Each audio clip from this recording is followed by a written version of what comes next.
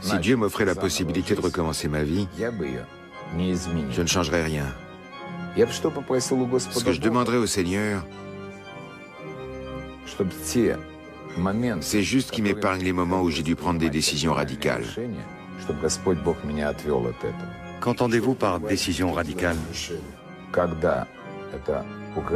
Si je dois faire face à une menace concrète, je me sers de mon arme.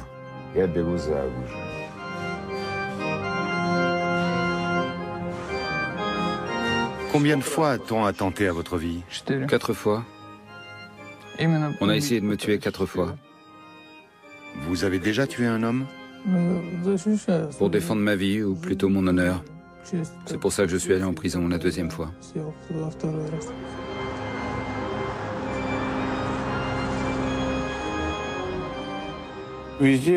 Partout où Interpol est présent, je peux me faire arrêter. Je souffre beaucoup de cette situation. Le soleil qui est ici, je ne le vois plus. Je ne peux plus aller me promener en mer, je ne peux plus aller nulle part. J'ai l'habitude de mener grand train, de vivre dans des palaces. C'est la vie que j'aime.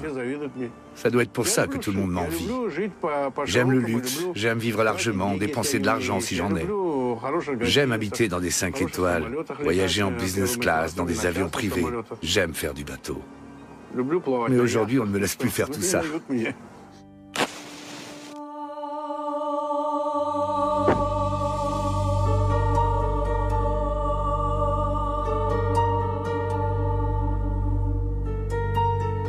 L'univers du crime en Russie. Nous partons pour un autre monde, pour un voyage dans le temps, depuis les camps de Staline jusqu'à aujourd'hui.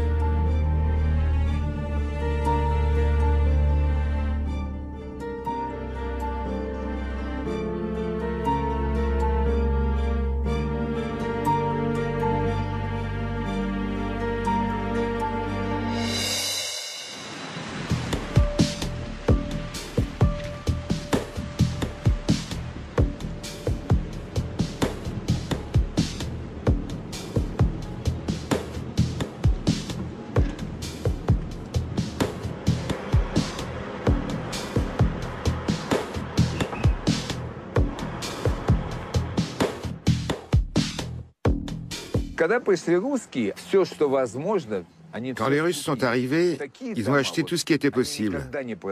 Des maisons comme celle-ci ne se vendent pas d'habitude. On en hérite. Pourquoi je l'ai acheté? La raison va sûrement vous surprendre. Churchill a habité là, puis un prince égyptien, et enfin moi. Aujourd'hui, on m'en propose 70 millions d'euros. C'est tout simplement un paradis. Leonid Bilyunov est né en Ukraine en 1949. Il a grandi dans un orphelinat du KGB et fréquenté l'école jusqu'à 11 ans. Il a fait l'objet de 4 condamnations et purgé en tout 18 ans de prison. Aujourd'hui, il est multimillionnaire.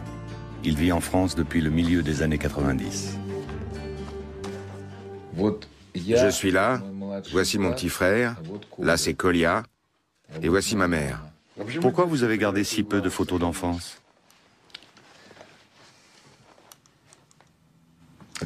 Qui les aurait gardés? L'internat sportif, l'orphelinat, la prison? Qui? Qu'est-ce qu'on en avait à faire de ces photos à l'époque?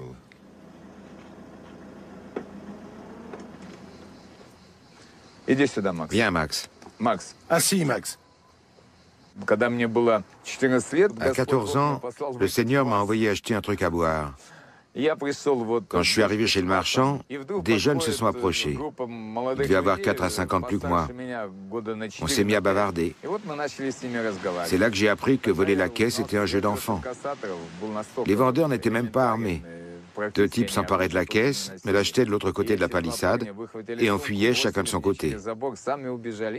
C'est comme ça qu'a commencé mon épopée dans les prisons et les camps soviétiques.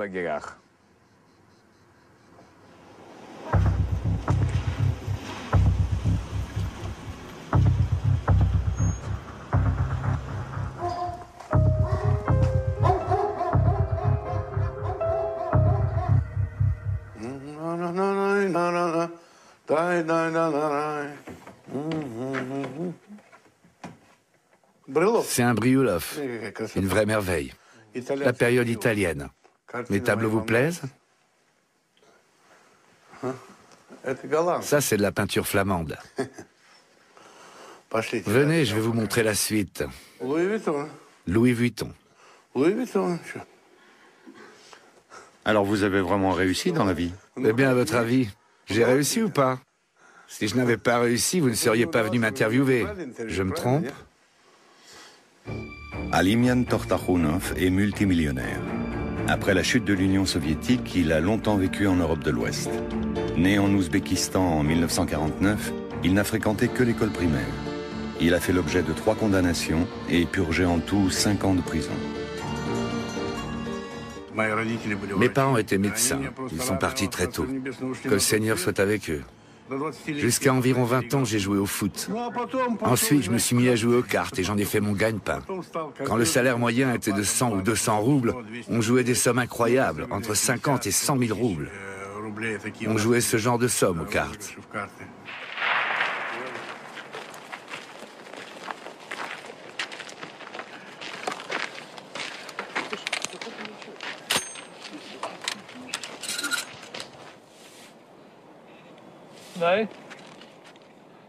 Vas-y. Vitali Diomochka est né à Ussurisk en 1967, dans l'extrême-orient russe. Il a fréquenté l'école jusqu'à 12 ans. Je voulais toutes les tirer d'un coup, putain. Il vit aujourd'hui à Moscou.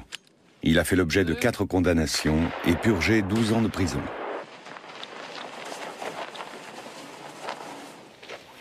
C'est un médicament? J'ai un ulcère. Un ulcère? Oui, un ulcère. En prison, un jour on mange, un jour on mange pas. J'ai volé mon premier vélo à 8 ans. Ça a été mon premier délit. À 10 ans, j'ai fait mon premier cambriolage et on m'a attrapé. J'avais entraîné dans cette histoire mes copains de classe et je commençais déjà à commettre des vols plus sérieux. Je suis allé en prison pour la première fois à 18 ans. La vie n'avait pas été douce avec moi jusque-là.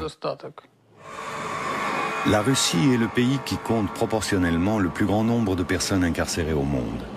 On y recense 600 détenus pour 100 000 habitants. Un homme sur 4 a fait un séjour en prison. Une réalité que résume une célèbre chanson russe. La moitié du pays est sous les verrous, l'autre moitié attend son tour.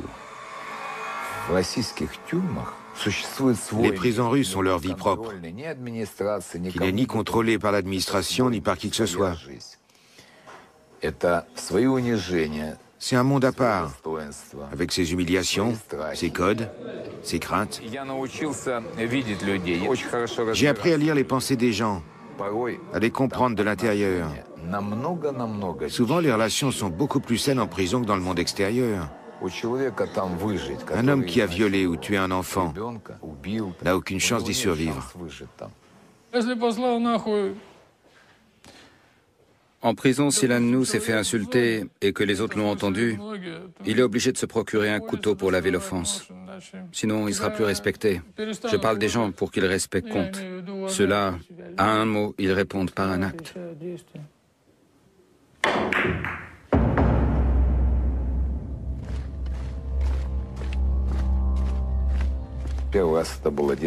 La première fois, c'était dans un centre de redressement pour enfants. Il y avait un type terrible qui faisait régner l'ordre. Il maltraitait les enfants. Quand on marchait en ligne par 100, à gauche, 1, 2, 3, à droite. Et si quelqu'un marchait pas au pas, il frappait n'importe où sur le corps. Les coups pleuvaient. C'était violent. Une fois, il m'a littéralement cassé en morceaux.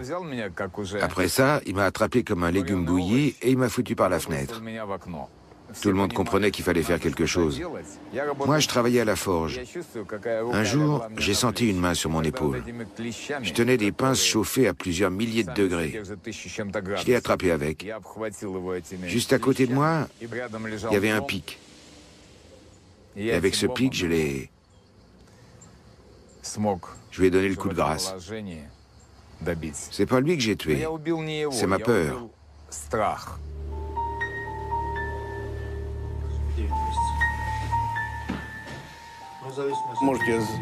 Je suis peut-être devenu plus dur ou plus affranchi, mais j'ai commencé à voir les choses d'un œil différent. Je suis un bon tolard, non?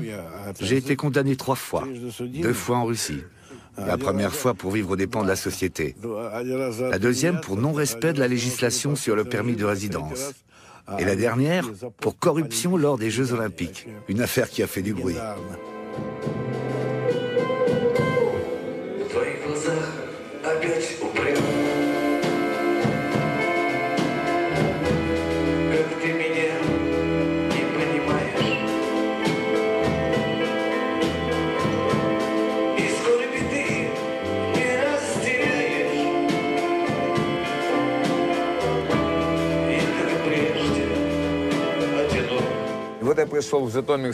Quand je suis arrivé à la prison de Jitomir, il y avait là-bas un commandant qui s'appelait Marno. Il m'a dit, ici on va te frapper 26 heures sur 24. Et c'est moi qui vais commencer. L'adjudant lisait ses fiches, Zviagintsev. Il s'approche de moi. Je portais une petite croix en aluminium que j'avais faite avec une boîte de conserve. Il me demande, qu'est-ce que c'est que ça? À ce moment-là, je l'ai saisi par le bras. C'était comme si j'avais sorti un flingue. Ils n'en revenaient pas. L'adjudant a alors lu ma fiche et a dit au commandant, « C'est un sujet particulièrement dangereux. Un as du combat à main nue. » Marno m'a regardé et il est passé au suivant. Il voulait frapper impunément. Et voilà soudain qu'arrivait un type qui pouvait lui faire perdre un œil, lui sauter à la gorge, lui donner un coup dans le foie qu'il ferait mourir dans les 6 mois. Pourquoi s'y frotter? Qu'est-ce que ça lui apporterait de plus? Ces camps et ces prisons sont quasiment tous régis par les lois du monde criminel qui subsistent encore aujourd'hui. Les années 30 en Union soviétique. Des millions de personnes sont internées dans un vaste réseau carcéral et concentrationnaire. Condamnées pour des actes politiques ou criminels, sur ordre du dictateur Staline. Le goulag est le seul endroit du pays où s'organise un véritable mouvement d'opposition dans le milieu du crime. On y vit selon d'autres règles, des lois non écrites.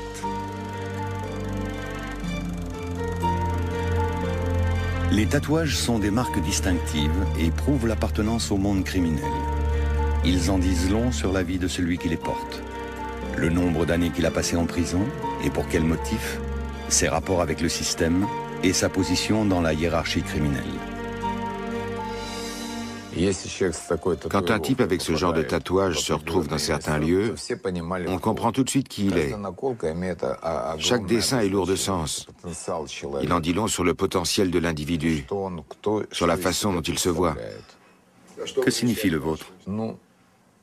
Que je suis pas très gentil avec ceux qui aident l'administration des camps. Si quelqu'un a des tatouages sur les genoux, des petites étoiles, ça signifie qu'il ne se mettra jamais à genoux devant aucune autorité. C'est à cette époque qu'on voit apparaître dans les prisons des meneurs d'un type nouveau. Les vorzakoni, les voleurs dans la loi, les maîtres du monde criminel en Union soviétique. Dans le monde normal, qui a le plus d'autorité? Le président. Dans le monde du crime, c'est le voleur.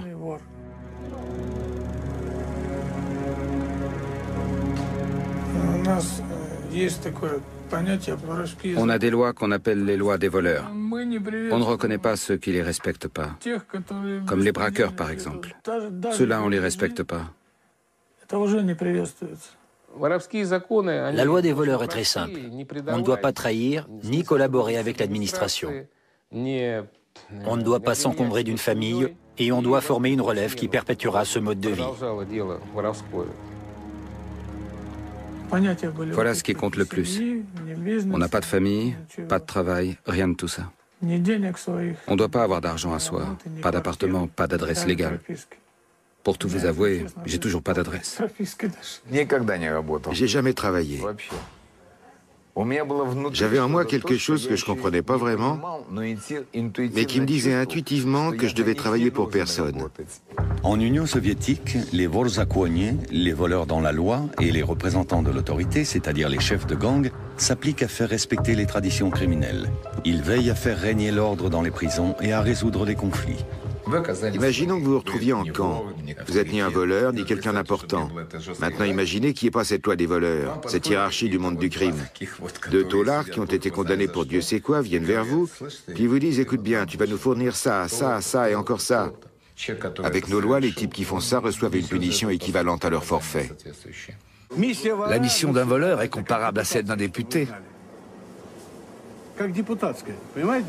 Il a pour mission d'aider le peuple, lui aussi.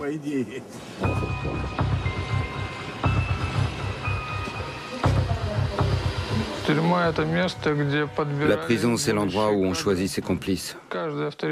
En prison, chaque chef choisit ses hommes pour ses futurs coups. Moi aussi, je l'ai fait. Le 26 mai 1987, un décret a été adopté par le Conseil des ministres sur le travail individuel et la création de coopératives.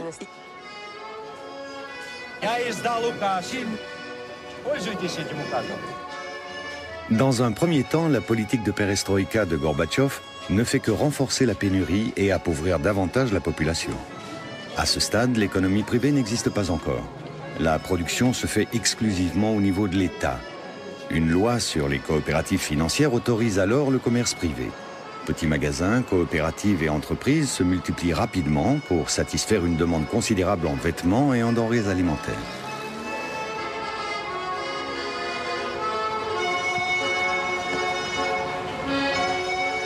Le premier endroit connu avec ce type de commerce à Moscou a été le marché de Riga. Le week-end, on permettait aux coopérateurs de vendre des jeans, des autocollants, tout un tas de trucs. Ce trafic a rapidement attiré de vrais durs. Et le marché de Riga est devenu le haut lieu du racket moscovite.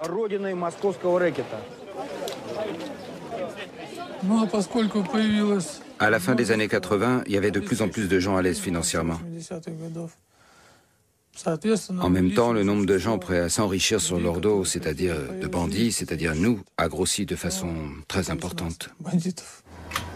Ces entrepreneurs et commerçants russes de la première génération ne tardent pas à voir apparaître un mot nouveau dans leur vocabulaire. Naïezdie, le racket. Des hommes de main se présentent à eux pour leur soutirer de l'argent. C'est ainsi que Vitali Diomochka et ses amis débutent leur carrière. Tu sais comment on les travaillait en général? D'abord, il y en avait un premier qui passait, et puis un deuxième. Le premier était méchant, le second était gentil. Nous, on envoyait un méchant, et après un super méchant. Ils ouvraient la porte, on leur envoyait un poids américain dans la gueule. Ils avaient le visage fracassé. Ils en crevaient même. Quand on rentrait dans un bureau, par exemple, et qu'il y avait un débiteur... Au départ, il était sûr de lui. Il était assis à son bureau et il disait « Bien, qu'est-ce que vous voulez ?» Nous, rien du tout. Et paf, on lui envoyait un coup dans la gueule. Le premier. Il commençait à hurler, on le frappait à nouveau. On rapprochait la table du mur, on lui prenait la tête et on la lui coinçait contre le mur. On te termine ou tu leur donnes l'argent? Ils l'auront. Ok, alors on se casse. Tu parles des années 90, là, Tolia. C'est pareil maintenant.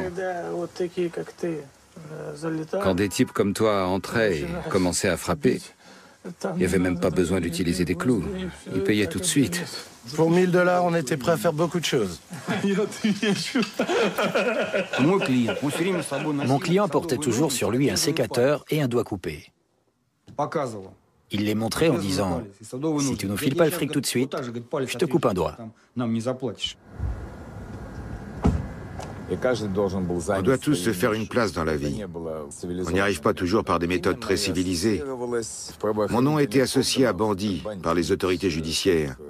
À l'époque, il n'y avait pas de terme recherché comme la mafia ou je ne sais pas quoi encore.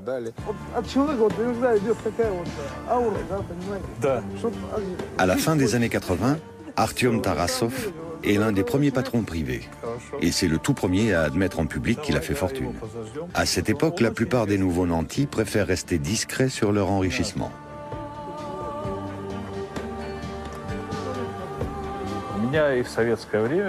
J'ai un tempérament d'entrepreneur. Durant l'époque soviétique, je m'étais lancé dans toutes les affaires qu'il était possible de faire alors. J'avais beaucoup d'amis dans ce monde d'affairistes. Officiellement, je travaillais comme chercheur.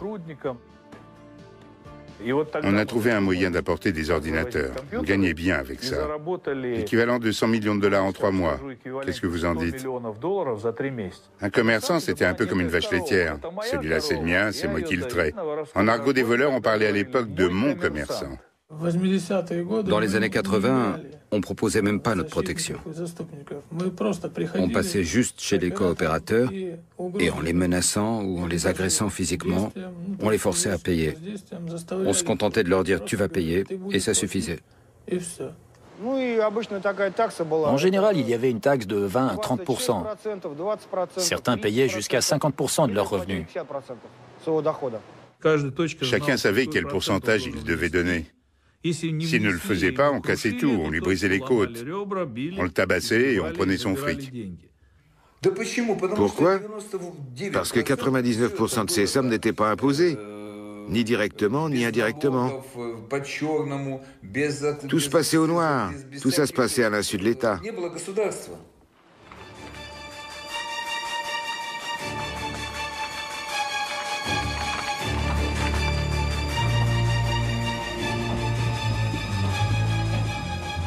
Alexander Gurov est alors employé dans la police soviétique. Les fonctionnaires sont dépassés par le développement rapide du crime. Sous l'effet des réformes de Gorbatchev, pour la première fois dans toute l'histoire de l'Union soviétique, dans un document secret, on a commencé à utiliser le terme de crime organisé. Ça pèse 3 tonnes. On l'a transporté en avion. Tout ça est fait à la main, vous voyez. Mettez quelque chose sur les sièges, qu'on puisse s'asseoir. Le système était en train de s'effondrer. Tout le monde avait sa coopérative. Je ne comprenais rien à tout ça. Je suis parti en vacances en Allemagne et finalement je suis resté là-bas. On avait effrayé la police allemande en lui disant qu'il allait y avoir un afflux de bandits russes. C'était ce qu'ils redoutaient le plus. Ils n'avaient pas peur du commerce russe. Combien de fois ils ont fait des descentes chez moi? Ils ne me convoquaient pas, ils venaient juste m'arrêter. Vous n'imaginez pas le raffut qu'ils faisaient à 5 heures du matin. La première fois, je suis sorti sur le balcon, je me demandais, qu'est-ce qui se passe? Quelqu'un est en train de se faire agresser? En fait, c'était eux qui frappaient à la porte. Toute la maison tremblait. Ils sont entrés en hurlant, haut les mains, avec des mitraillettes et des lampes torches. Une vraie mascarade.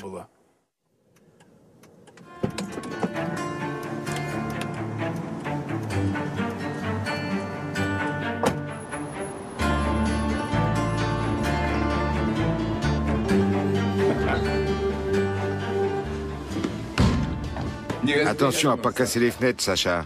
Vous voulez dire qu'il y a des fenêtres blindées? Sur tout le périmètre. Comme je te l'ai dit, on n'aime pas les riches. Les richissimes encore moins. Ici, il y a des œuvres d'art de grande valeur. Mais le plus important, c'est que c'est ici que vivent mes enfants, ma famille.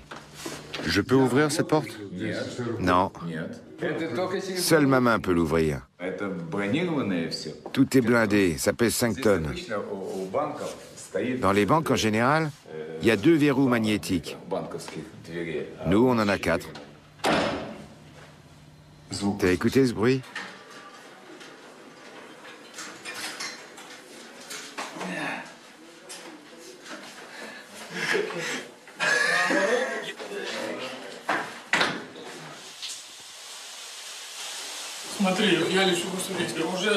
J'allais partir à Ussurisk. On m'avait déjà pris des billets. Je savais même quelle place j'avais dans l'avion. Et tout d'un coup, j'étais à la maison, je reçois un coup de fil. On a lancé un avis de recherche à ton nom et à celui de 5 autres types. Ça m'a fait un coup. C'était un vendredi 13. Le 13 mars? Oui, c'est ça. Et qu'est-ce que tu fais maintenant? J'ai contacté les gens qu'il fallait. Je dois arroser tout le monde à Ussurisk. C'est comme avant, c'est l'argent ou l'absence d'argent qui décide de tout. Oui, évidemment. Bon, allez, on va se baigner.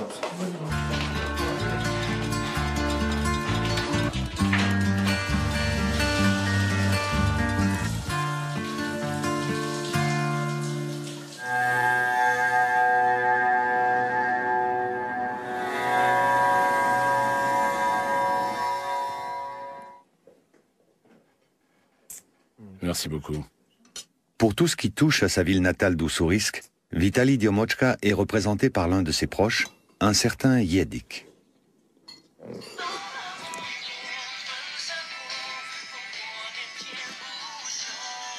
Да.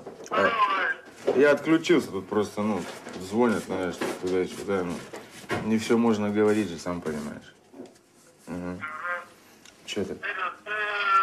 Разговаривал со своим адвокатом. Будет меня сопровождать, если я приеду? Конечно, то бишь, ждут, все, да, вопрос решен. Сколько он тебе сказал? Мне сказали по штуке в день, но по штуке, слышь, по штуке баксов? Да. Так ты давай, ждем. Давай, все, обнял, ушел, давай.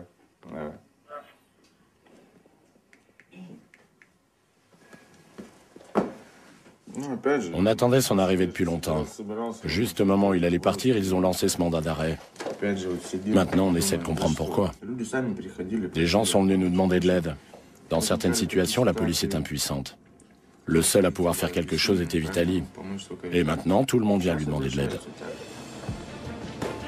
La ville où Vitali Diomochka a passé sa jeunesse est située dans la région de Primorje, près de la frontière chinoise. Toute l'économie locale transite par Ussurisk. C'est ce qui explique qu'au début des années 90, beaucoup de jeunes gens se soient lancés dans l'activité la plus lucrative du moment, le racket. Mais cela reste aujourd'hui encore une pratique à haut risque.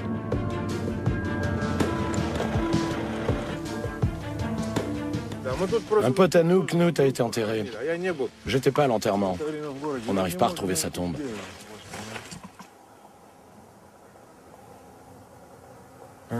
Ici, il y a 2 ans, les gens cultivaient encore des pommes de terre.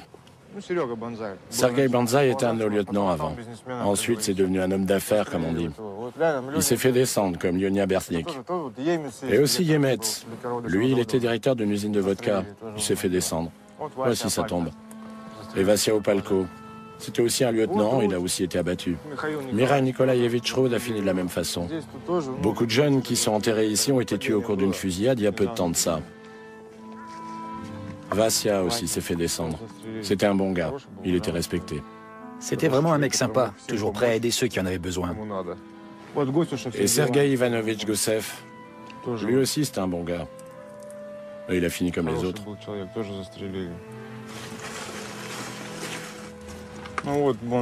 Anatoly Anatolievitch Bondar. Lui, c'est le frère de Vitali. Il a été abattu.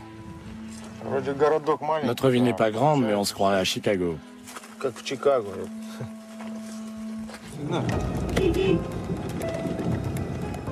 Tout droit, toujours tout droit. Klaxon.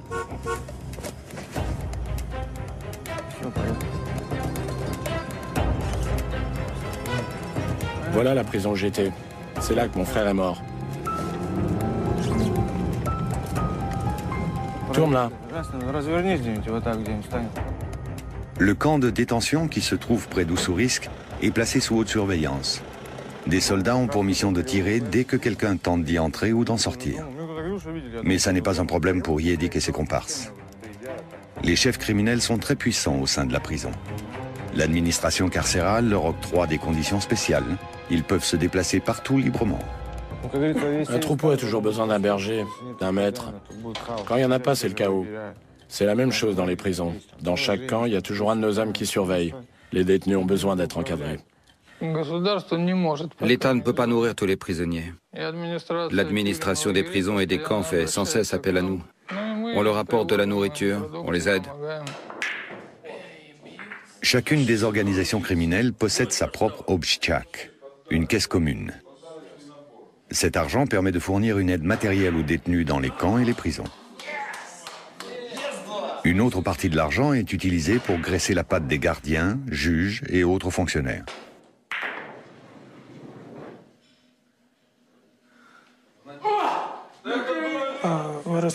Selon la loi des voleurs, on créait une caisse commune et on versait dedans une partie de ce qu'on avait volé à ces hommes d'affaires, une partie de l'argent de ce racket. Ça représente des millions de dollars, et même plus.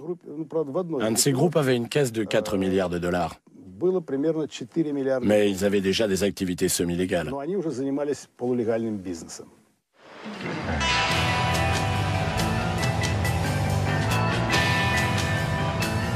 Grâce aux gains issus du naïesti, le racket, les caisses des organisations criminelles sont bien remplies. Dès la chute de l'Union soviétique, le monde du crime comprend vite qu'il faut investir rapidement cet argent pour le faire fructifier. Une opération facilitée par l'adoption d'une loi sur le nouveau système bancaire. Les premières banques russes ne disposent souvent que d'un ordinateur, d'une table et d'une chaise. C'est pourquoi leur nombre explose au-delà du raisonnable. Au début des années 90, on en recense déjà plus de 3000.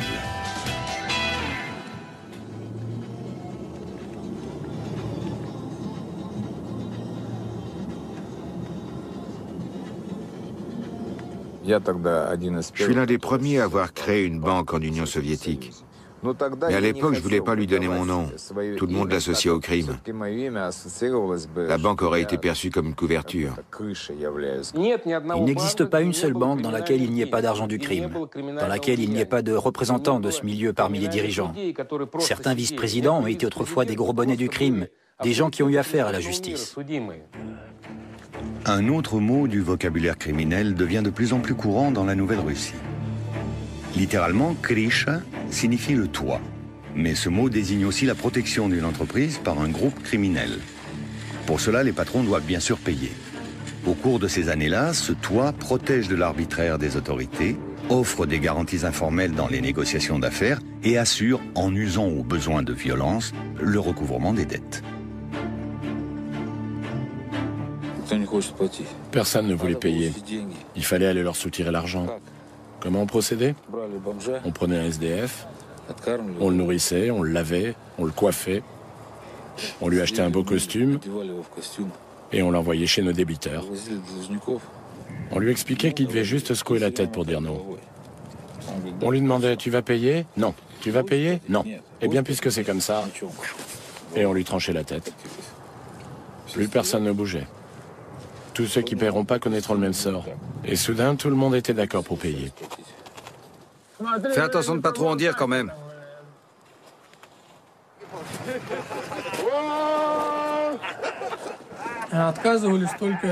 Les seuls qui refusaient de payer, c'était ceux qui ne savaient pas qu'ils étaient obligés de le faire, que c'était une tradition.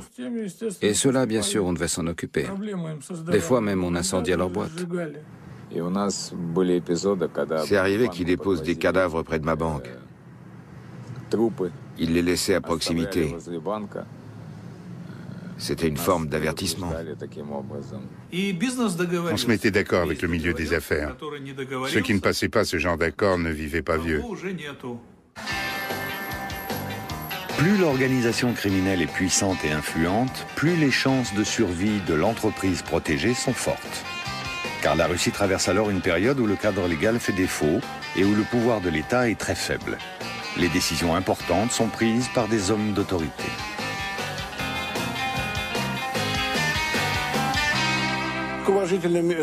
Quand les gens avaient un problème, ils allaient voir les types respectés de tous, les chefs. Ils leur demandaient « Aidez-nous à régler ce problème, il a fait ceci ou cela ». Et ils les aidaient. On se mettait alors d'accord. Il suffisait d'un mot, on se tapait dans la main, pas besoin de signer quoi que ce soit.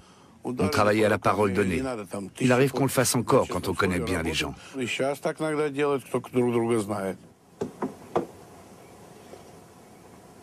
Des gens s'adressent à vous pour les affaires également? Bien sûr, pour les affaires aussi. J'apporte toujours mon aide. Pourquoi je ne le ferais pas? Si les gens viennent me trouver, c'est qu'ils pensent que je suis de bon conseil.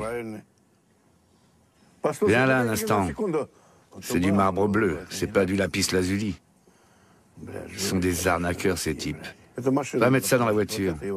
Celui qui aura cette tombe était un homme juste. Il a vécu dignement, il avait une conscience. On ne dit pas une chose pour après en faire une autre. C'est ça qu'on appelle être juste. Les gains énormes générés par le racket des banques, des entreprises et même des casinos se répartissent de plus en plus entre les gangsters et les policiers corrompus, qui eux ont souvent du mal à s'en sortir avec leur salaire. À cette époque, il y avait des commerçants qui étaient couverts par la police. Certains nous versaient leur tribut, mais d'autres étaient protégés. Les flics nous disaient ouvertement Ce sont les nôtres, ne les touchez pas. Et si vous ne dépassez pas certaines limites, on ne vous touchera pas non plus.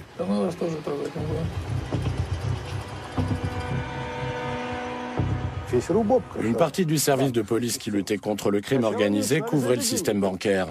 Avec le temps, ça leur a porté gros. Un vrai racket s'est mis en place. S'il fallait faire capoter une affaire, ils le faisaient. S'il fallait tuer, ils tuaient. Chacun des deux camps s'efforce de ne pas empiéter sur le terrain de l'autre. Mais parfois, les rivalités se règlent de façon radicale. La police est venue chez moi. Ils m'ont arrêté et j'ai été emmené sous escorte jusqu'à une voiture, menottes aux mains. Ils avaient l'intention de m'emmener dans une forêt pour me tuer. Ils m'ont expliqué ça dans la voiture. La balle était déjà dans le chargeur. Ils allaient me la loger dans la nuque. J'étais menotté. J'ai donné un grand coup dans le volant et on a percuté une autre voiture.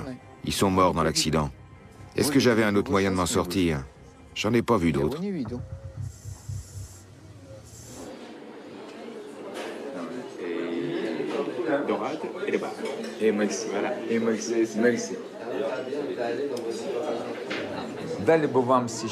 Si vous posiez aujourd'hui la question suivante, à qui faites-vous le plus confiance, aux bandits ou au ministère de l'Intérieur? 75% des gens répondraient aux bandits. 85%. Ce légionnaire m'a corrigé, je me trompais, 85%. Trouvez-moi en Russie un homme qui n'ait pas de passé criminel. Citez-moi juste un.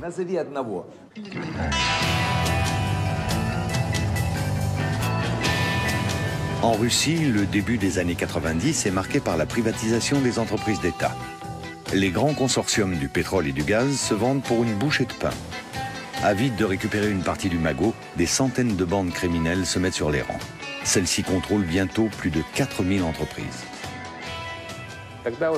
À cette époque, on voyait déjà se former des liens entre les jeunes entrepreneurs et ceux qu'on appelle les chefs des voleurs, le sommet de la hiérarchie criminelle. Les usines étaient alors contrôlées par des personnages de ce genre. Ils ont commencé à recruter eux-mêmes des directeurs.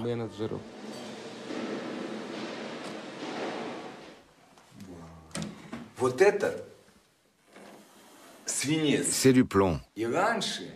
Autrefois, il n'y avait pas de réfrigérateur. On mettait de la glace là-dedans et le plomb la conservait.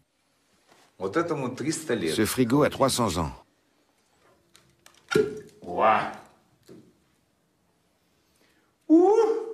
Bon sang. Les gens qui font vraiment des affaires en Russie sont toujours à la limite de la légalité. Soudain, sur votre territoire, surgit un banquier ou un industriel du pétrole, par exemple. Bien sûr, vous aimeriez prendre votre part du gâteau. Avant, il y avait de quoi faire. Bats-toi et serre-toi. Tout est à prendre. Pour ça, il suffit de tuer. Commence par tuer le directeur. Les autres prendront peur et te vendront leurs actions pour rien. Sous la perestroïka, les hommes d'affaires et les négociants n'auront besoin que de quelques années pour se transformer en oligarques et contrôler des branches entières de l'industrie. Pour devenir oligarque, il faut entretenir d'excellents contacts avec le sommet de l'État. Mais même avec ses accointances, il est impossible de se soustraire à la protection d'une bande criminelle. Vous avez posé une question sur les oligarques. Je vais vous répondre. Ils sont obligés de payer. Sans protection, ils sont rien. Pour qu'ils puissent être ce qu'ils sont, il leur faut absolument des protections. Bien sûr, il y a des lions plus gros que moi dans la jungle de la vie. Mais je suis un lion.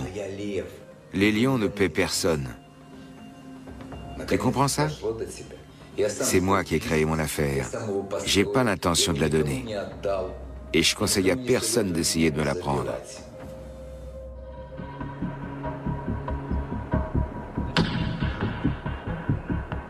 Les organisations criminelles ont vite fait de s'accaparer certaines prérogatives, jusque dans l'extrême-orient russe. Les affaires qui se faisaient de l'étranger vers la Russie se sont criminalisées.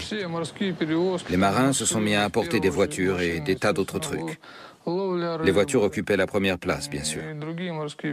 Tout ça, ça se faisait sous le contrôle des chefs locaux. Il fallait bien que je prenne ma part du gâteau. Le groupe constitué autour de Vitali Diomochka impose sous la menace un droit de passage sur toutes les importations de voitures qui transitent par Ussurisk avant d'être envoyées dans le reste de la Russie. Ceux qui refusent de payer encourent de graves représailles. À l'époque, j'avais lancé un loto russe. On travaillait avec de l'argent liquide. Chaque semaine, on brassait environ 15 millions de dollars. J'ai pris comme partenaire des membres de la diaspora tchétchène. Parce que les bandits redoutaient de faire affaire avec les Tchétchènes. Les Tchétchènes ne respectaient pas la loi du milieu. Les voleurs et les autres représentants du monde criminel russe organisaient régulièrement des rencontres, des réunions au cours desquelles ils résolvaient les conflits. Ils décidaient qui pouvait prétendre à quoi, qui avait promis quoi à qui. Les Tchétchènes venaient à ces réunions et tiraient dans le tas. La chotka est un mot russe qui désigne la réunion des chefs. Il est très rare que la police parvienne à surprendre une réunion comme celle-ci, organisée à Moscou au cours de l'été 2008. Le lieu et la date d'un rendez-vous sont tenus secrets par l'organisation criminelle. Une chotka sert à redéfinir les zones d'influence et à discuter des conflits. Les décisions qui y sont prises devront être scrupuleusement appliquées.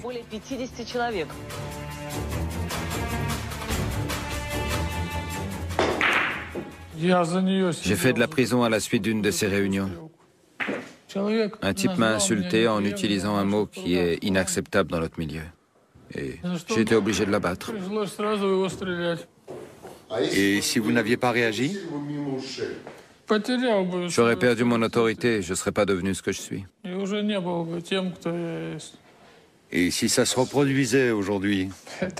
C'est une question difficile. J'ai du mal à imaginer ça. Si quelqu'un m'insultait de la même façon aujourd'hui, est-ce que je le tuerais? Mais autrefois, vous l'avez fait. Il y a des gens qui ont commencé à gagner beaucoup d'argent. Le genre de sommes pour lesquelles on est prêt à tuer. Et ils tuaient. Les vrais voleurs vivent selon des principes. Mais ceux-là, on n'avait aucun. Ils se fichaient pas mal de savoir qu'il fallait voler, qu'il fallait tabasser ou tuer. Ils connaissaient aucune limite. Cette concurrence était rude. Il a fallu l'évincer. C'est ainsi que le monde criminel russe bascule dans la guerre. Dans les années 90, plus de 600 groupes organisés et plus de 4300 bandes criminelles cherchent à se faire une place au soleil. Mais ces places sont chères. Dans les villes, certains sortent les fusils mitrailleurs en pleine rue. D'autres répondent en posant des bombes. Ces quelques années coûtent la vie à plusieurs milliers de parrains, chefs de bande et hommes d'affaires véreux. Et l'on ne compte pas les morts parmi ceux qui constituent la base de ces organisations.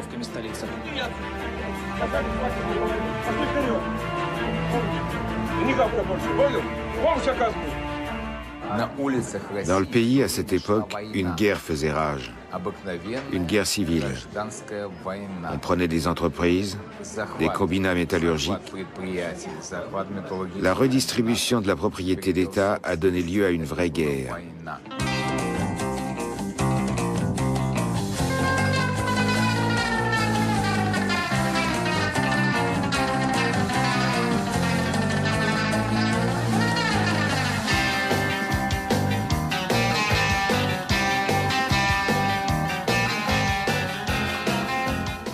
Il y avait une boîte de nuit légendaire, l'Arlequin.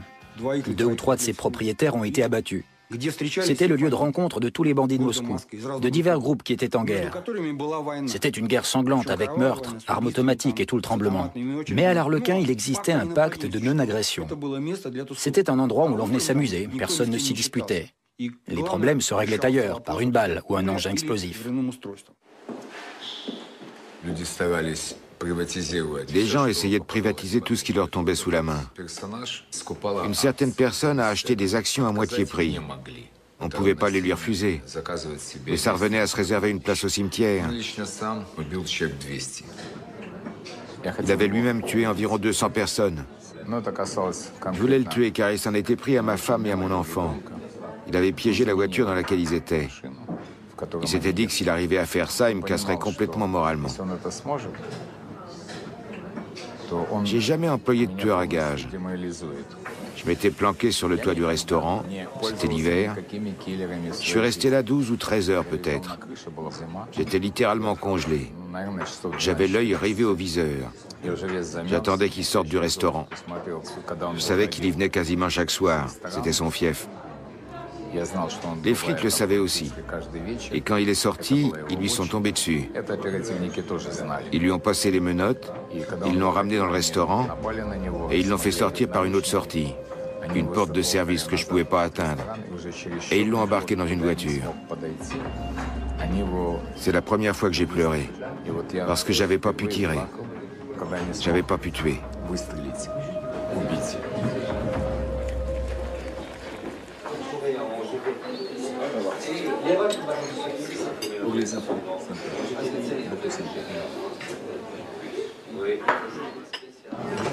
La Russie, c'est une partie de l'Europe. Mais la Russie est plus brutale, plus cruelle. Un Européen, s'il a trouvé sa place dans la vie, quand il fait un bénéfice de 10% sur l'année, il est ravi. Il met de côté, il essaie de faire fructifier son capital. En Russie, c'est totalement différent.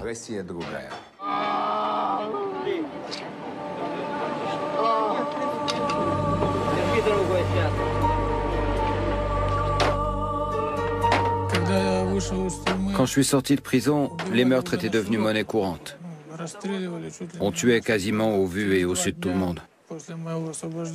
2 jours après ma libération, on a tué mon maître, un voleur respecté, un vrai bandit, et aussi mes amis. Ils ont été tués chez moi, et on a aussi essayé de me tuer. Vous m'avez posé des questions sur ma profession. Je suis avocat de la mafia. J'ai réalisé que parmi mes clients, parmi les plus importants, j'ai réussi à en faire sortir 12 de prison. Ces 12 hommes se sont tous fait descendre par la suite.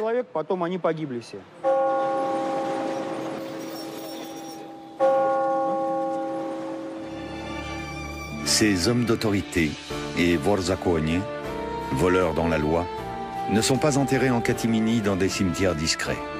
Au contraire, ils sont souvent accompagnés au vu de tous par des politiciens, des hommes d'affaires et des gens du showbiz.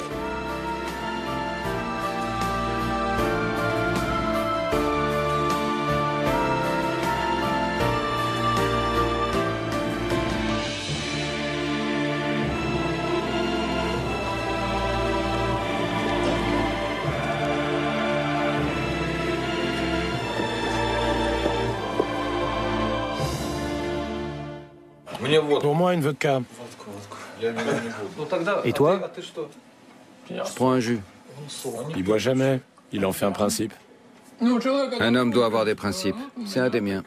Il y en a au moins qui doit garder l'esprit clair. Oui, quelqu'un doit garder l'esprit clair pour pouvoir diriger les autres au cas où.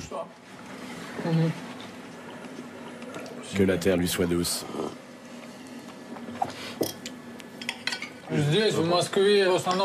À Moscou, en général, on enterrait ceux qu'on avait tués dans les forêts alentours. À Ussurisk, il y a la mer. Pas besoin de creuser, il suffit d'aller larguer les corps au large. À Chicago, dans les années 30, on se donnait pas autant de mal.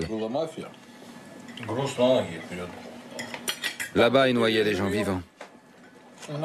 Nous, on coule des cadavres.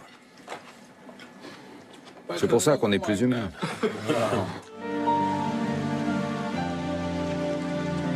Tandis que le monde criminel russe se livre une guerre sanglante, beaucoup de chefs cherchent un lieu sûr où se réfugier et mener une vie plus paisible. La possibilité offerte aux Russes d'origine juive de venir s'installer officiellement en Israël apparaît pour beaucoup comme une aubaine. J'ai réalisé que c'était difficile de vivre avec un passeport russe. On est toujours obligé d'avoir un visa. J'étais avec une fille à l'époque. On est partis ensemble en Israël, on s'est mariés, j'ai reçu mes papiers là-bas. Je suis venu en Israël pour pouvoir voyager plus librement, pour plus être constamment embêté par ces histoires de visa. J'avais cette possibilité. Et comme l'histoire l'a montré, j'ai eu raison, car j'ai obtenu des papiers très rapidement.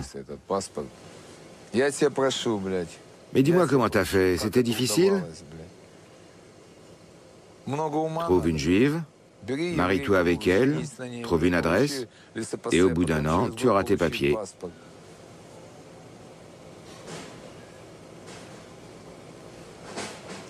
Pourquoi tu ris? En 1997, un haut fonctionnaire du ministère de l'Intérieur est arrêté en Israël. Il a aidé plus de 400 criminels russes à obtenir un passeport israélien. L'opération, baptisée Histoire d'amour à la russe, a été menée par le commandant de police, Moïse Mizrahi. On avait baptisé l'opération Histoire d'amour à la russe. À cette époque, je connaissais déjà un peu le monde du crime russe, comment il était structuré hiérarchiquement, ce qu'était une caisse commune ou un chef des voleurs. On a appris le sujet dans le vif, sur le tas. Ils voulaient absolument savoir ce qu'on faisait et ce qu'on savait exactement. Et je dois avouer que parfois, ils ont réussi à obtenir certaines informations. Ils peuvent acheter des gens pour 100 millions de dollars. Ils auraient pu acheter mon service tout entier. Certaines réunions des chefs ont lieu en Israël, en général sous couvert de fêtes de famille, à l'occasion d'anniversaires ou de mariages. Sur toutes les photos, on retrouve Leonid Bilyunov.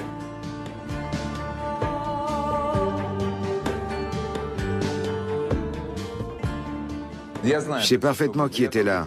J'y étais aussi d'ailleurs. Seulement personne ne me voit, personne ne m'a vu et personne ne me verra jamais. J'ai vécu 6 mois en Israël. Mais au bout d'un moment, j'ai compris que je me sentirais jamais chez moi là-bas. Ma femme est morte, on l'a enterrée, je suis parti vivre à Paris.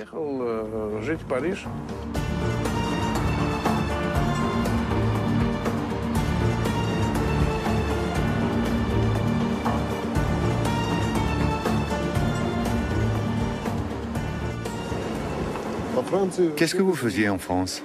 Rien, la plupart du temps. Vous êtes resté combien de temps? 8 ans? Oui. Pourquoi j'aurais dû forcément faire quelque chose?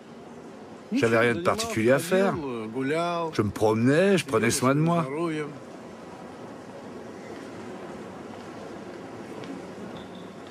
Je draguais les filles. Leonid Bilyunov est l'un des premiers à être venu s'installer en Europe de l'Ouest. Il a d'abord vécu en Autriche. Après avoir échappé à une tentative d'attentat, les autorités autrichiennes l'enjoignent de quitter le territoire. Il part alors pour Paris. Là, au milieu des années 90, Bilyunov se voit reprocher d'avoir préparé un attentat contre le président russe Yeltsin en visite en France. Sans doute s'agissait-il en réalité d'une cabale de ses rivaux russes pour tenter de l'évincer. J'avais un ancien ami. C'était un homme très puissant et très influent en Russie. Par lui, on avait accès à Yeltsin. Au cours d'une perquisition, la police a trouvé une arme et des papiers qui me permettaient de circuler librement dans toute l'Europe. À ce moment-là, j'étais en Israël, à Tel Aviv. J'étais confronté à un dilemme. Si je refusais de me présenter devant la justice française, je donnais du poids à l'inculpation. Mais si je me rendais en France, je risquais la perpétuité. J'ai choisi la seconde solution, bien sûr, car j'étais pas coupable. On m'a donné une peine avec sursis.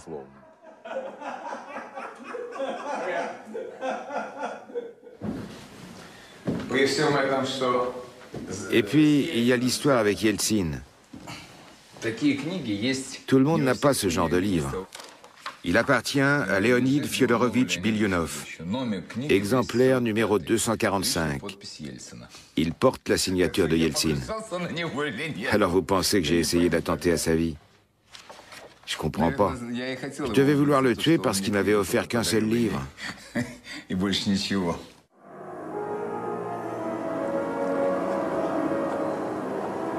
Pendant les années 90, le séjour parisien d'Alimian Tortakhunov ne se déroule pas non plus sans incident. En France, j'ai jamais pu ouvrir de compte en banque. Et comment est-ce qu'on peut vivre sans compte en banque? Demandez ça à ces enfoirés de Français. Demandez-leur comment un homme peut vivre 8 ans sans compte en banque. Comment vous avez fait? Je me débrouillais. Je payais toujours en liquide. Je recevais de l'argent liquide de Moscou, mon argent. Ils trouvaient ça louche. Ils ont fini par m'expulser. Ils m'ont viré comme un malpropre. Tous ceux qui étaient liés à moi étaient qualifiés de mafieux. Les Français écoutent toutes mes conversations depuis 15 ans. Et ils me suivent depuis 15 ans aussi.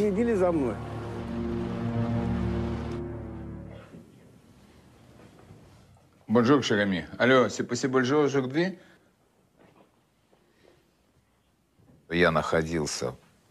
J'étais sous le coup d'une interdiction de sortie du territoire français en lien avec l'enquête sur l'attentat contre Yeltsin.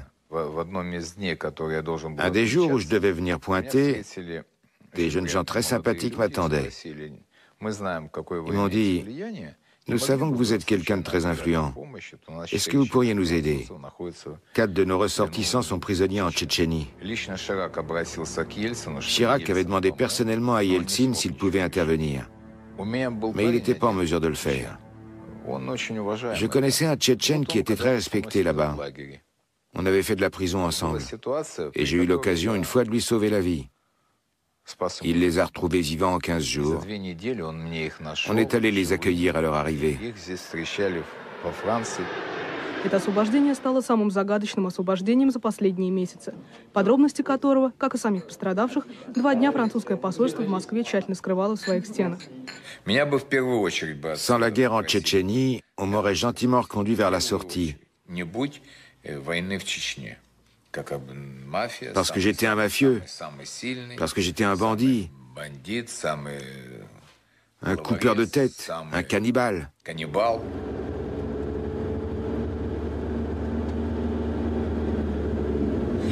Je leur ai proposé de fonder une équipe de hockey en France. Je pouvais envoyer de l'argent. Si je créais une équipe, j'étais sûr que dans les 2 ans, elle gagnerait la Ligue des Champions. On m'a demandé « Qu'est-ce que ça t'apportera ?» J'ai répondu « Un permis de séjour dans ce pays. » Mais ils sont allés prendre l'avis de quelqu'un qui leur a conseillé de ne pas se lancer dans l'aventure. Je me suis battu pendant 8 ans. Et une fois, j'ai été expulsé pendant 1 an. Après ça, je suis revenu et j'ai repris la lutte. J'avais 10 ou 15 avocats à Paris. Ils épluchaient pour moi tous les journaux et surveillaient le milieu de l'émigration russe. J'avais un avocat pour tout. Un pour les impôts, un pour le code pénal. À la fin des années 90, la guerre ouverte que se livrent les bandes rivales pour se répartir le gâteau commence à s'apaiser. Ceux qui ont survécu cherchent maintenant à s'intégrer de façon légale dans l'économie pour en retirer un maximum de profit. Vers la fin des années 90, on a commencé à comprendre qu'il fallait résoudre tous les conflits sans violence et tenter de quitter définitivement le monde du crime. Avec l'âge, on rêve d'une vie plus calme. Personne n'a envie de passer sa vie à éviter les balles. On a liquidé tellement de monde qu'il n'y avait plus personne à abattre. C'est terrible, bien sûr. Un business légal rapporte beaucoup plus d'argent et en plus, il présente aucun danger. Nos premiers pas vers les affaires légales, ça a été d'ouvrir un premier parking automobile payant. Peu de gens y laissaient leur voiture. Alors on a commencé à casser leurs vitres pour qu'ils viennent garer leur voiture chez nous.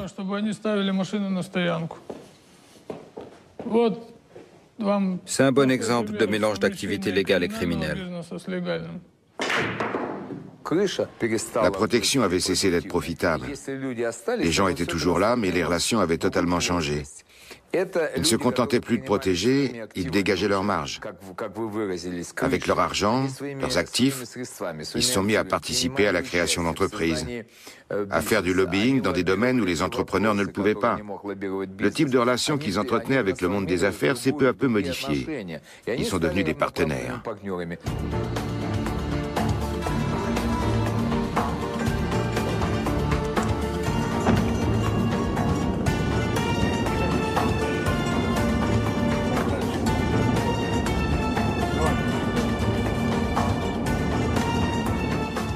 C'est mon homme d'affaires, il vient de Kiev.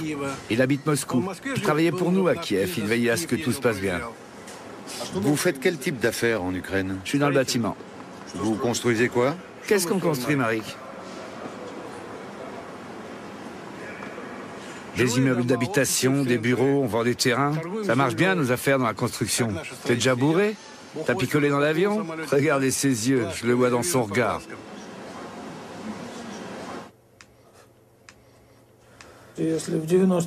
Dans les années 90, on se descendait entre nous.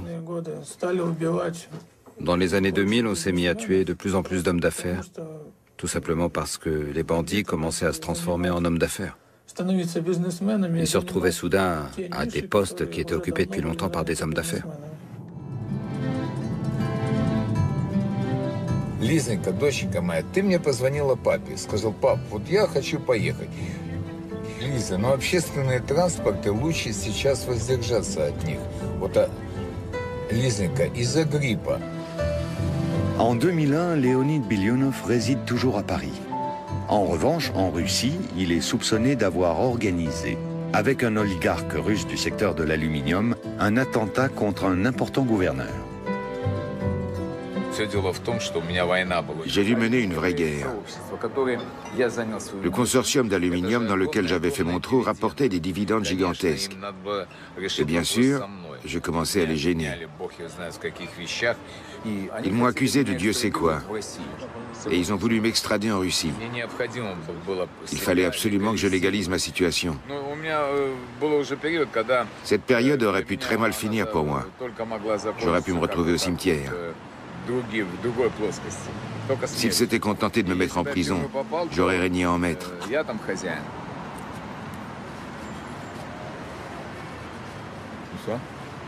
Et ça, ils ne le voulaient pas.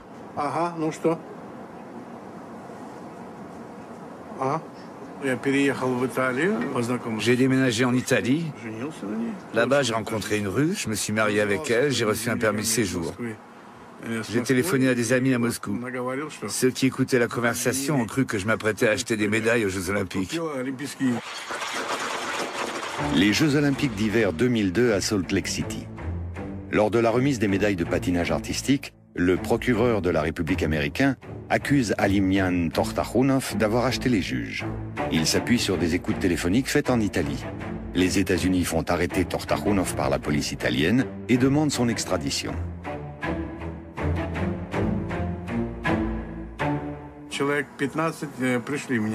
Une quinzaine de types sont arrivés en sautant par-dessus la barrière. Ils portaient des brassards, ils n'avaient pas de masque, bien sûr. J'étais à table, je m'apprêtais à boire mon café, c'était le matin. Ils se sont approchés, ils ont commencé à me raconter des conneries. Comment j'aurais pu acheter une médaille olympique? Et pourquoi je suis le seul à être montré du doigt? Pour l'acheter, il aurait bien fallu que je sois de mèche avec quelqu'un. Après plusieurs mois de tractation, la plus haute juridiction italienne rejette la demande d'extradition pour insuffisance de preuves. Après presque un an de détention provisoire dans les prisons italiennes, Tortakhunov est libéré et rentre à Moscou. Ce qui n'empêche que le mandat d'arrêt émis par Interpol à la demande des États-Unis est toujours en vigueur partout dans le monde.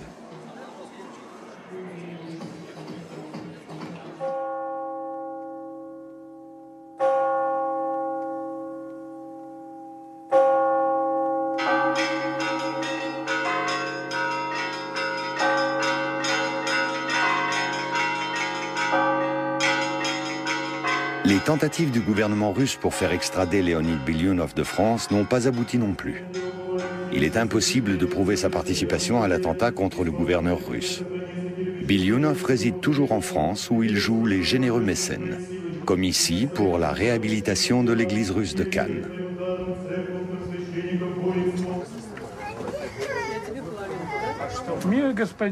Leonid Bilyunov a décidé de légaliser son union devant Dieu. Ensuite, il a dit « Pourquoi votre église est-elle en si piteux état ?» Parce que je n'ai pas d'argent pour l'entretenir, voilà pourquoi. J'ai pris le numéro de compte du père Varnava et je lui ai viré près de 600 000 $. Après ça, bien sûr, ils sont allés faire une perquisition chez lui. Ils ont fait une perquisition. Ils étaient très agressifs. Ils ont été très brutaux, de vrais barbares. Et bien sûr, ils l'ont emmené au poste. En France, on ne peut pas accepter de l'argent dont on ne connaît pas la provenance. Mais excusez-moi, dans l'Évangile, il est dit « La main droite ignore le bien que fait la main gauche. Cet argent a été à l'origine de toutes nos victoires en justice. Et aujourd'hui, on peut dire que c'est une église russe. Avec l'aide de Dieu, nous allons accomplir beaucoup de choses tous les deux. Les coupoles seront dorées à leur fin. Nous voulons restaurer cette église pour que les Russes se redressent. Et avec l'aide de Dieu, nous y arriverons. Je vous embrasse tous, merci. Poutine a entendu parler de l'église de Cannes et il a ordonné qu'on me traite avec indulgence et qu'on me donne tous les papiers nécessaires. Il a compris que je faisais tout ça sincèrement.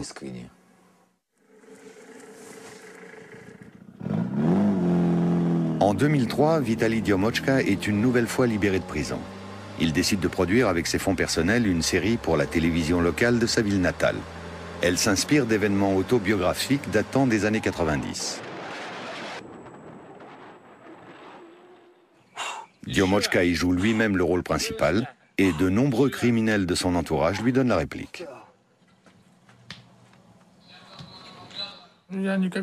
J'ai jamais eu de rêve. Je me suis fixé des buts, je les ai poursuivis et je les ai tous atteints. Par exemple, je m'étais fixé pour but de faire ce film.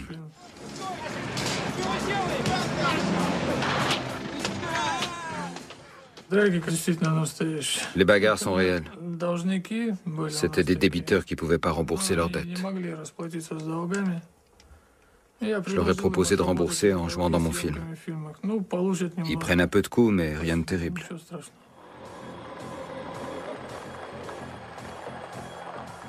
L'histoire se passe dans les années 90. Un homme est mort en prison. C'était Sergei Apianov. Il avait purgé 25 ans de sa peine. On a utilisé une arme de ce type dans la vie réelle et on s'en sert aussi dans le film.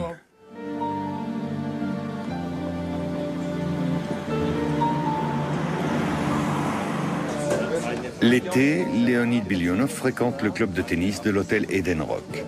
C'est l'un des rendez-vous favoris des oligarques, ministres, fonctionnaires et sportifs russes de haut niveau. Venez, on vous attendait. Je vous présente Pavel Bourré, c'est un milliardaire, un voyou, regardez-le. Mais il fait beaucoup pour la Russie. Et va-t'en de là avec ton cigare, espèce de barbare. Regarde, personne ne fume ici. C'est l'homme le plus riche de Russie.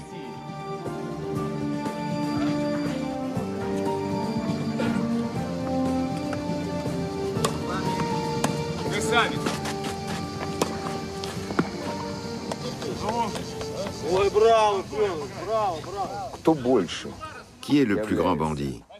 Celui qui fait sombrer dans la misère des centaines de milliers de gens en les laissant sans aucun moyen de subsistance? Ou celui qui vole un porte-monnaie?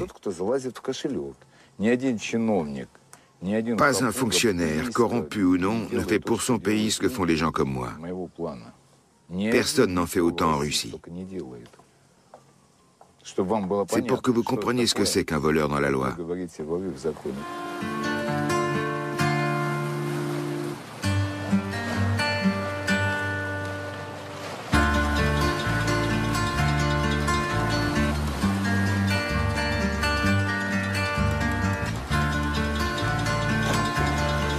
La corruption est l'un des problèmes majeurs de la Russie.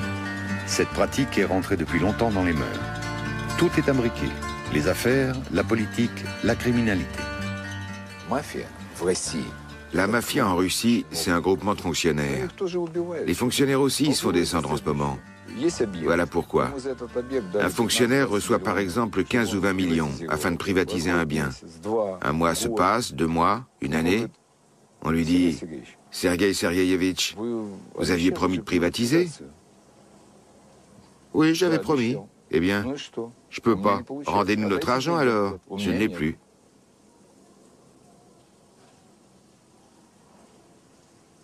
Que pensez-vous que font les gens qui ont donné cet argent? Скажи, чтобы остановился. Где охрана, блядь, ни одного человека охранить? Пусть не играет, пусть не играет. On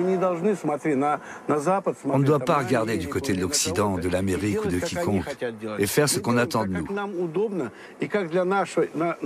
On doit agir comme on l'entend, en respectant notre mentalité.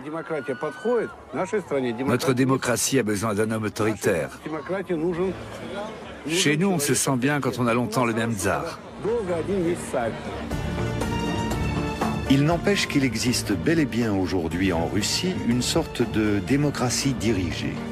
La question est de savoir qui, à côté du président et du gouvernement, tient les rênes du pouvoir.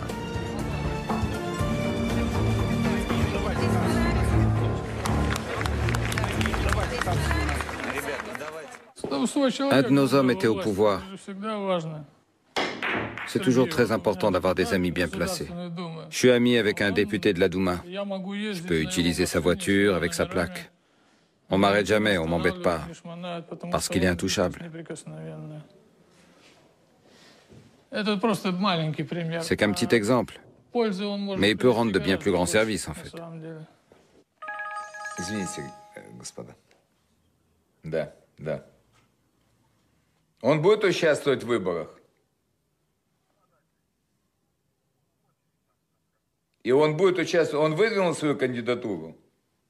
Валер, послушай, я тебе перезвоню, сейчас я не могу в открытом тексте выразить свое мнение, я проконтролирую это. Все, обнимаю, спасибо. Les lois russes actuelles ont été faites sous le contrôle des structures mafieuses. La mafia est présente à tous les échelons de l'État. Elle influe sur toutes les décisions prises dans le domaine économique, mais aussi politique. Elle a également une très grande influence sur les nominations dans l'administration. Un chef des voleurs peut devenir maire? Élu par le peuple, bien sûr. Chez vous, on peut devenir député avec 3 condamnations? Non? Et politicien? Alors maire au moins. On ne peut même pas devenir maire? Mais où vous vivez, bon sang?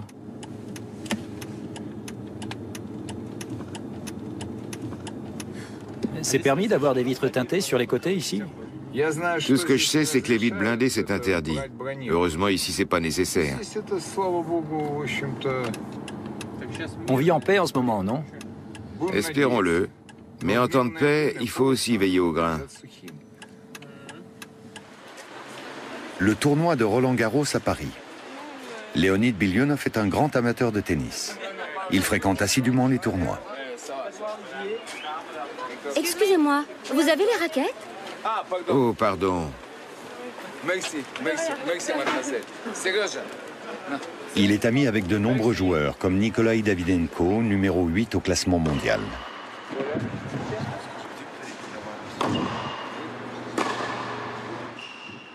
Nikolai ramassait les balles dans un club de tennis allemand. Aujourd'hui, c'est un joueur très bien classé au niveau mondial.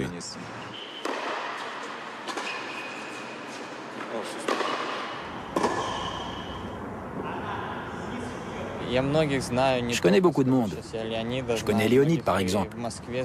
Je connais beaucoup de monde à Moscou. Je connais même des gens qui étaient liés au monde du crime, comme on dit. Aujourd'hui, ce sont tous des hommes d'affaires. D'abord, la mafia n'existe plus. Ces hommes ont énormément d'argent. Ils ont leur société, ils sponsorisent des tournois à Moscou. La presse étrangère ne vous a jamais interrogé sur vos relations?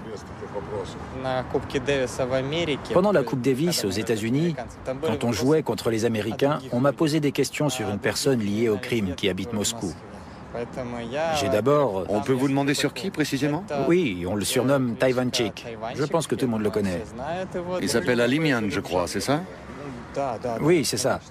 Mais je ne le connais pas bien, je le vous vois. Léonid, je le tutoie.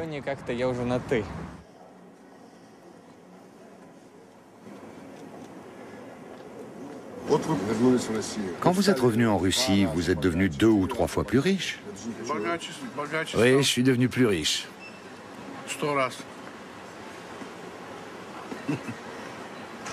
Mais je vous dirai pas combien j'ai d'argent.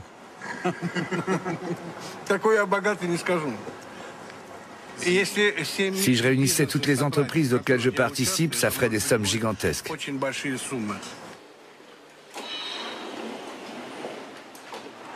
Leonid Bilyonov ne peut plus voyager dans de nombreux pays. Le risque de s'y faire arrêter est trop grand. C'est pourquoi il dirige ses affaires principalement depuis la France. Oui, c'est ça. Aujourd'hui, c'est 25 millions. Toutes mes affaires sont en Russie. Je contrôle tout d'ici, avec le téléphone et Internet. Quand on est une structure financière et qu'on veut s'implanter en Russie, on désire connaître la situation dans les différentes régions. Moi, j'envoie des juristes, des gens qui font des audits, je regarde ce qu'il y a d'intéressant, et nous recevons de cette structure financière occidentale entre 3 et 7% pour les renseignements que nous lui fournissons. Leonid Biblionov est une personnalité très connue.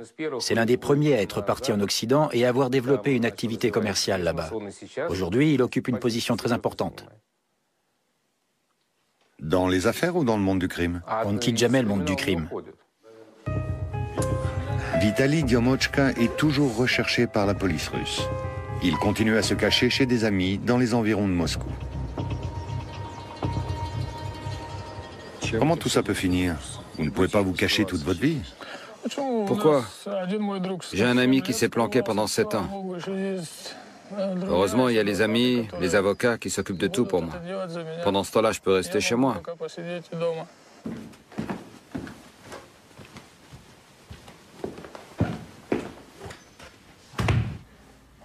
Je vais parfois en Russie, mais je ne veux pas créer de problème aux gens avec qui je suis en affaires. Je ne suis pas très fréquentable. Il m'arrive d'y aller, mais très rarement.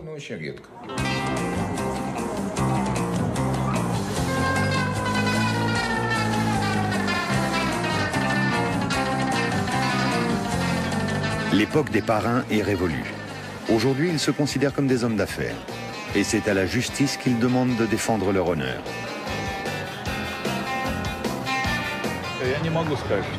Je ne peux pas dire qu'ils soient devenus respectables, même si leurs affaires le sont devenues. Quand on aborde le sujet en Occident, ça étonne beaucoup les gens. Là-bas, les sphères criminelles sont très clairement définies. La prostitution, la pornographie, le trafic de drogue, d'armes, etc. Quand on commence à parler d'activités criminelles dans le domaine pétrolier, ils ne comprennent pas. Les étrangers ne comprennent pas. C'est une des particularités du commerce russe. Des branches non criminelles de l'activité économique sont contrôlées par des gens du crime, dans le domaine de la banque, des finances, du commerce extérieur. En Russie, le business dépend des fonctionnaires et des politiciens, mais aussi de quelques personnages très bien placés.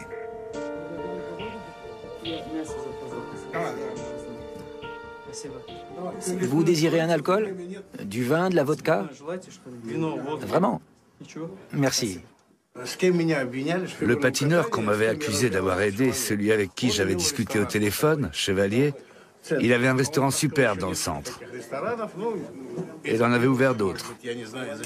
Mais il s'est fait abattre. Je ne sais pas pourquoi. Peut-être à cause du business. Il s'est fait tuer, mais ses hommes sont toujours là. L'un d'entre eux s'est aussi fait tuer. C'est comme ça à Moscou. Il était venu me trouver, il m'avait dit « Alig, aide-moi. Il y a un restaurant, l'Olympe, qui ne marche pas, personne ne vient plus.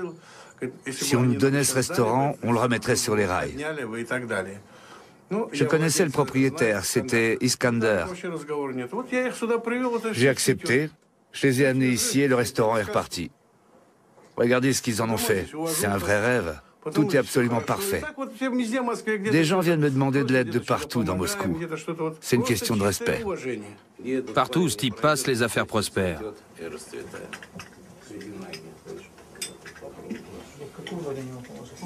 Des cerises, j'adore ça. Aujourd'hui, ils sont beaucoup plus civilisés que dans les années 90. Ils se retrouvent dans des restaurants, ils portent des cravates, des chemises blanches, des costumes coûteux. Ils roulent dans des voitures de prix. Ils s'installent tranquillement à une même table et règlent leurs problèmes ensemble. Et s'ils n'arrivent pas à s'entendre? Un tireur, un tueur à gages. Et c'est réglé.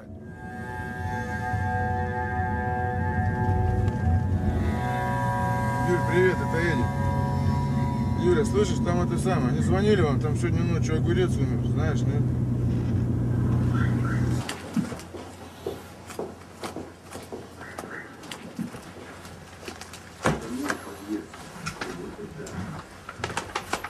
Il doit bien y avoir un grand portrait, non? Oui, il y a un portrait, une inscription, tout ce qu'il faut. Ouais, il faut sûrement quelque chose de ce genre, non? À Ussurisk, dans l'extrême-orient russe, le temps semble s'être figé dans les années 90. Ici, l'économie est toujours directement contrôlée par les bandes criminelles. Et elle recourt toujours aux méthodes les plus expéditives pour régler les conflits.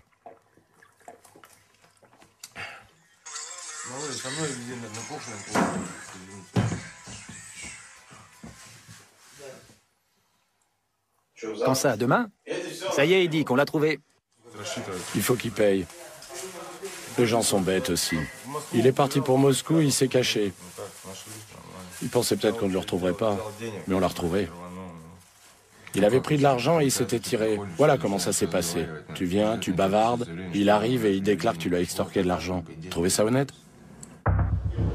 Une descente de police à Moscou. Une petite fête est organisée dans un casino d'Alimian Tortakhunov pour l'anniversaire d'un chef connu, Biezik. C'est gentil de ne pas avoir gâché mon anniversaire, je vous remercie. Tout a été fait très correctement. Tu trouves qu'ils sont corrects, toi? Le propriétaire des lieux est là en personne, mais il refuse cette fois de se montrer devant la caméra. Qu'est-ce que vous faites ici? Pourquoi vous me filmez? Il faut pas.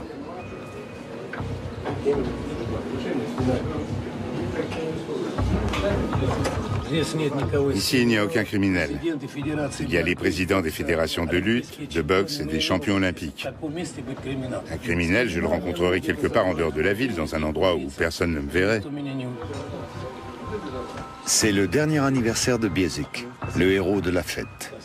Il sera tué 2 semaines plus tard dans l'explosion d'une bombe. C'était une époque particulière, il faut l'oublier aujourd'hui. C'était pas les gens qui étaient mauvais, c'était le pays qui l'était. Ces gens étaient le produit de cette époque, ils n'y pouvaient rien. S'il y a eu des instituts, des salles de sport pour les accueillir, on aurait très bien pu en faire aussi des champions olympiques. Mais ils se sont bien rattrapés par la suite. Aujourd'hui, ce sont des entrepreneurs ou des hommes politiques en vue pour beaucoup d'entre eux. Tout est rentré dans l'ordre. Il n'y a plus de problème de banditisme aujourd'hui. C'est vrai qu'il y a eu une période agitée, mais tout ça, c'est bien fini. Tu me parles des voleurs, je vais te répondre. C'est un monde qui ne m'intéresse plus. J'en suis sorti depuis très longtemps. Je suis au-dessus de ça depuis longtemps.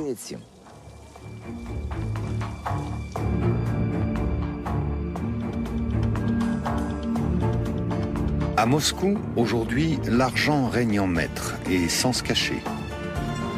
La fortune et le pouvoir s'étalent aujourd'hui à la vue de tous. Mais mieux vaut profiter tout de suite de la vie parce que personne ne sait de quoi demain sera fait. Près de 20 ans après le grand bouleversement qui a succédé au démantèlement de l'Union soviétique, chacun semble avoir trouvé sa place.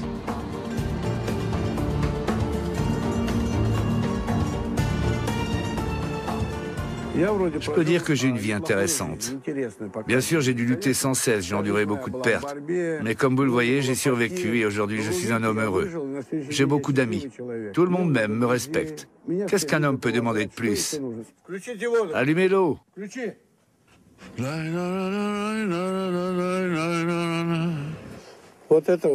Ensuite, on mettra ce lit là, vous voyez?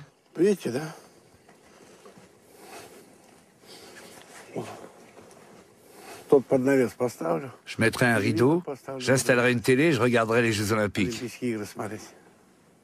Il y aura du soleil, il fera chaud. Ça sera bien, non? Voici le futur président de la Russie. Vous avez vu son regard? Un blond aux yeux bleus. Vous avez déjà vu un ouzbek comme ça?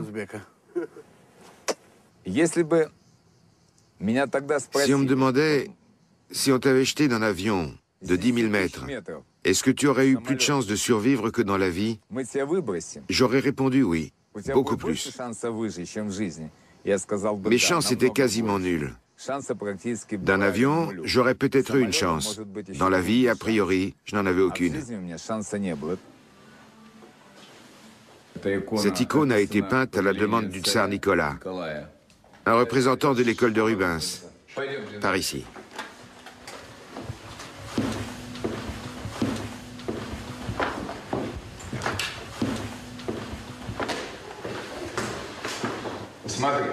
Regardez, c'est un roublov de 1405. Vous ne trouverez son équivalent qu'au Kremlin. Cette icône mesure 3,14 m.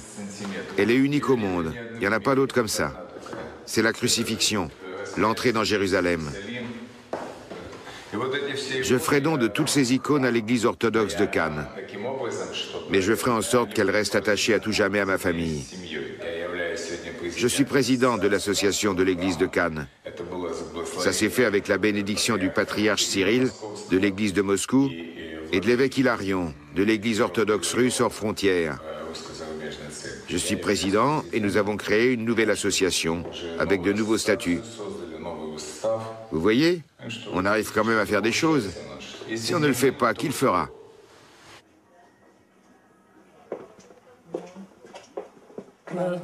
Vitali Diomochka renoue avec son passe-temps préféré. Il projette de tourner un nouveau film et fait auditionner les comédiens. Cette fois encore, il jouera le premier rôle pour raconter l'histoire des gangsters russes de la grande époque des années 90.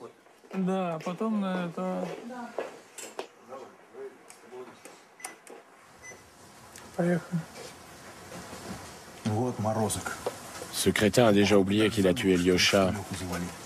On a besoin de mecs comme lui. Il vaut une bande à lui tout seul.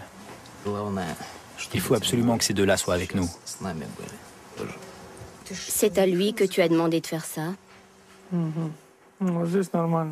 C'est pas mal.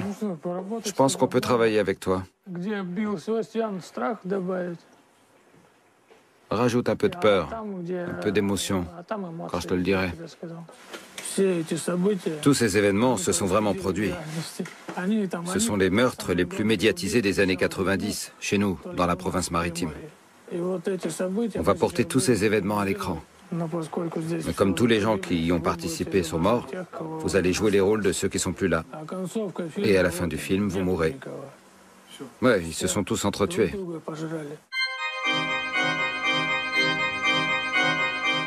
Pourquoi avez-vous accepté de vous laisser filmer? Dans la vie, je fais toujours ce qui me semble utile. Si je vous raconte pas tout ça, ça se perdra. C'est un morceau de vie que personne d'autre ne pourra jamais vous raconter, auquel vous n'aurez jamais accès. Vous ne trouverez ça nulle part. Je vous raconte les choses telles qu'elles sont, il n'y a rien à inventer. Pour réussir dans la vie, il faut avoir une forte personnalité. Ce que j'ai toujours le plus redouté, c'est de faire partie de la masse. D'être comme tout le monde.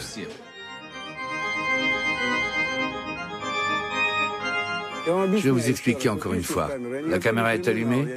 Je suis pas un criminel. Je suis quelqu'un de bien. Je vous ai raconté ma vie. Je suis un citoyen russe, tout ce qu'il y a de plus respectable.